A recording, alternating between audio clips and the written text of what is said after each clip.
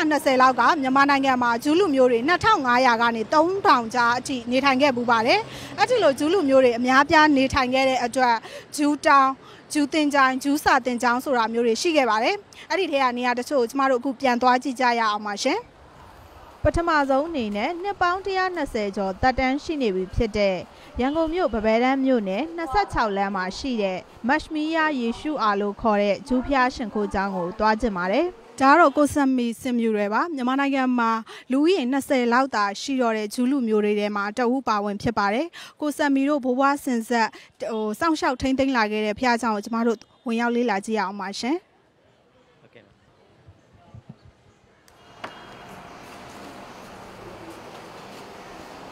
်ဒီဖျားเจ้าတော့1854မှာတော့တစ်သားအဆောက်အုံလေးပေါ့နော်အဲ့မှာမီးလောင်သွားတဲ့အခါမှာဘိုးပေါ့နော် fourth generation ရှိပြီပေါ့နော်ကျွန်တော်တို့ကအခုအဲ့တော့သူတို့အပါဝင် community ကလူတွေကစပြီး1893ခုနှစ်မှာအီရတ်နိုင်ငံကနေပြီးတော့ဖျားเจ้าတွေစောက်တဲ့ architect နာမည်ကြီးတဲ့ဥစ္စာသူ့ကိုခေါ်ပြီးတော့စဆောက်နေ3နှစ်ကြာတာပေါ့3နှစ်ကြာတဲ့အခါမှာတော့ဒီဖျားเจ้าကြီး1896ခုနှစ်မှာပြီးသွားတာပေါ့နော်အရင်တော့ပေါ့နော်ဒီသူတို့တွေကတကယ် wealthy ဖြစ်ခဲ့တဲ့ community အဓိကကုန်တယ်တွေကြီးပဲအားလုံးသူတို့အဓိကရည်ရွယ်ချက်လာတာစီးပွားရေးပေါ့နော်စံတို့တစ်တို့ရန်ကုန်ကနေပြီးတော့အိန္ဒိယကနေမှအရှေ့လေပိုင်းကိုပို့တာဘယ်နိုင်ငံခြားထောက်ပံ့မှမပါဘဲနဲ့ဒီမှာနေတဲ့ community တွေကပဲစုပြီးတော့ပေါ့နော်အဲ့ဒါသူတို့တွေစုပြီးစောက်ခဲ့ကြတာပါကပောင်မှာရှိတဲ့ဘယ်ဂျူးဖျားเจ้าပဲမဆိုကျန်းစာတော့ရှိတယ်ဒါပေမဲ့ဒီဖျားเจ้าကအရင်တော့ကျွန်တော်တို့ကျန်းစာပေါင်း126ခုရှိခဲ့ဘူးတယ်ဆိုတော့တကဘာတစ်ခုလုံးနဲ့ရှင်မယ်ဆိုလို့ရှိရင်ဒီတကဘာလုံးမှာပေါ့နော်အခုလက်ရှိအထိကျန်းစာအများဆုံးရှိခဲ့တဲ့ဖျားเจ้าဖြစ်မှတ်တမ်းတင်ခံရတယ်ဒါပေမဲ့အခုတော့ဒီဟာကတော့2ခုပဲကျန်တော့ကျန်တဲ့လူတွေက1940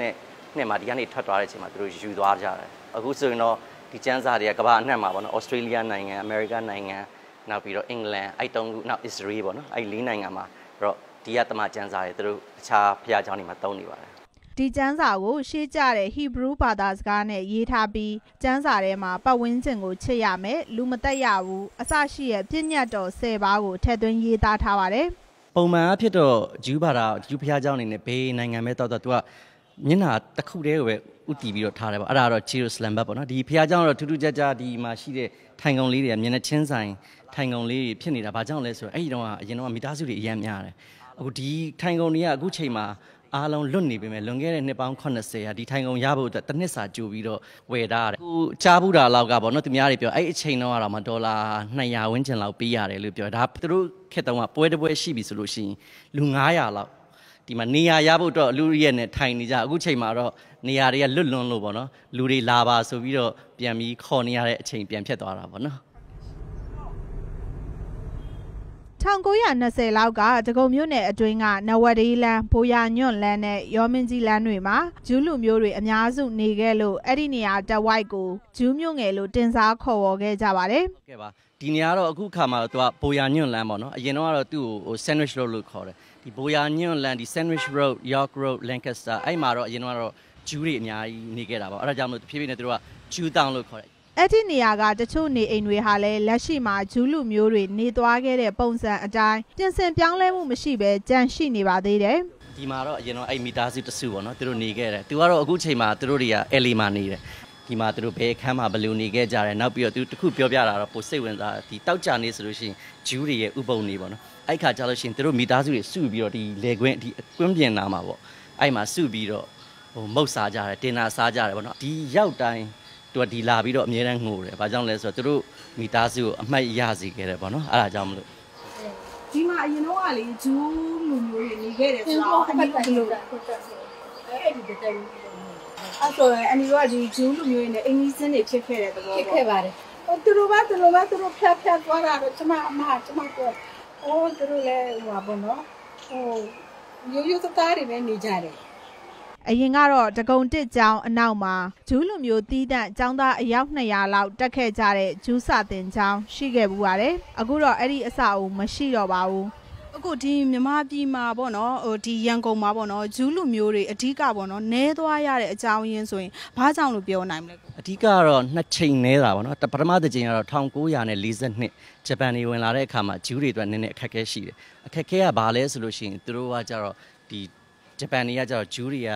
ဒီ British အစိုးရကိုသူက spy လုပ်ပေးတယ်ထင်ပြီးတော့လုပ်တဲ့အတွက် နဲ့ဖိနှိပ်ခံရတာပေါ့အဲ့ချိန်မှာဂျူးတွေတစ်ခါထွက်သွားတယ်နောက်ဒုတိယတစ်ချိန်ကတော့အများသိတဲ့အတိုင်းပဲ1962ခုနှစ်မှာအစိုးရ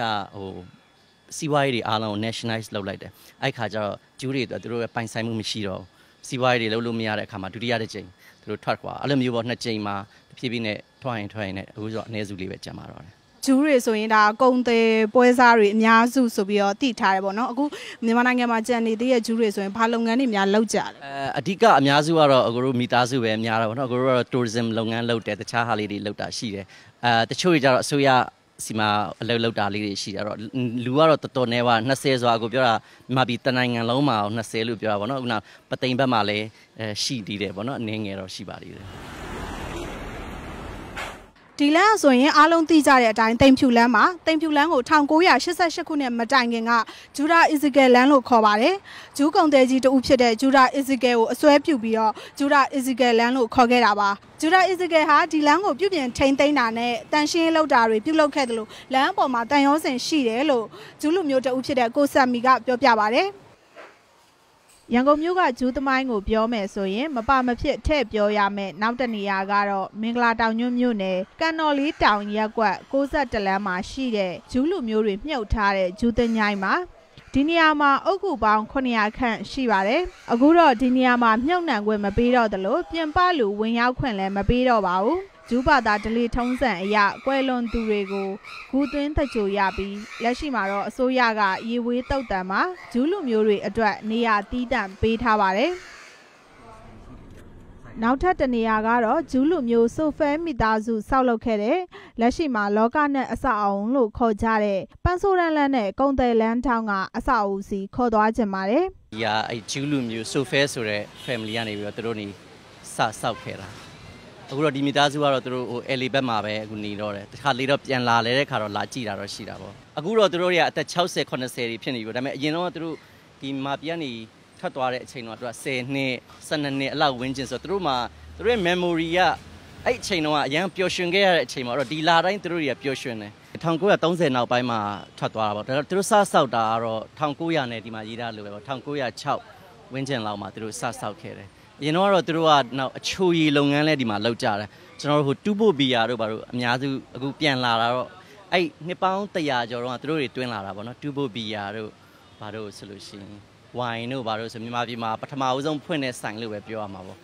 လက်ရှိမှာဒီအဆောက်အုံတွင်ဆိုဖဲဆိုတဲ့နာမည်နဲ့ကော်ဖီဆိုင်တစ်ဆိုင်ရှိပါတယ်ဆိုဖဲမိသားစုဝင်တွေမြန်မာပြည်ကိုပြန်လာကြတော့သူတို့နာမည်နဲ့ဒီအဆောက်အုံမှာကော်ဖီဆိုင်လေးဖွင့်ထားတာကိုဝမ်းသာနေကြတယ်လို့ကိုဆက်မီကပြောပြပါတယ်မြန်မာနိုင်ငံမှာပေါ့နော်ဒီဂျူးလူမျိုးတွေဆက်ပြီးတော့ရက်တည်နိုင်ရေးနဲ့ပေါ့နော်ဒီဂျူးသမိုင်းကိုထိမ့်သိမ်းနိုင်ရေးအတွက်ပေါ့နော်အခုတို့ဟိုရုန်းကန်ရတဲ့အပိုင်းတွေရောဘယ်လိုများရှိလဲရုန်းကန်ရတဲ့အပိုင်းဆိုတော့ခုနလိုလူနည်းစုဖြစ်တဲ့အတွက်တော့ဘယ်လူမျိုးပဲမဆိုတော့အခက်အခဲတော့ရှိတာပေါ့နော်အားလုံးရဲ့ပံ့ပိုးမှုတော့လိုတာပေါ့နော်အားလုံးအခုလိုRFA အနေနဲ့လည်းစိတ်ဝင်စားမှုလာမေးတဲ့အတွက်တခြားမြန်မာတွေလည်းသိသွားတဲ့အတွက်ပို့ပြီးတော့ဒီဂျူးဘာသာကိုစိတ်ဝင်စားလာမယ်ဂျူးရဲ့တမိုင်းကြောင်းအဲ့ဒါအတွက်ကျွန်တော်တို့အတွက်တော့အားလုံးပျော်ရွှင်စရာပေါ့နော်